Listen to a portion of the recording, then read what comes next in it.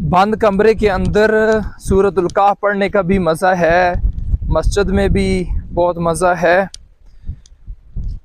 और वहाँ भी खलवत में ज़िक्र करने का भी बहुत मज़ा है। कोई शक इसके अंदर नहीं है।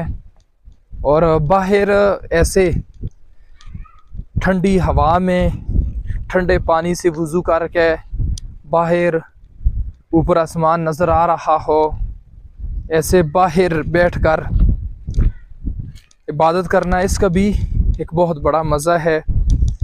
बाकी आमाल छुप कर भी करने चाहिए और आमाल अलल ऐलान भी करने चाहिए, बस नीयत ठीक हो।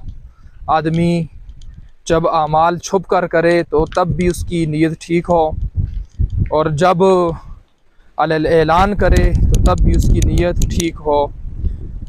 और नीयत ठीक हो तो मंजिल आसान होती है, नीयत ख़राब हो तो फिर कुछ नहीं मिलता है इंसान को।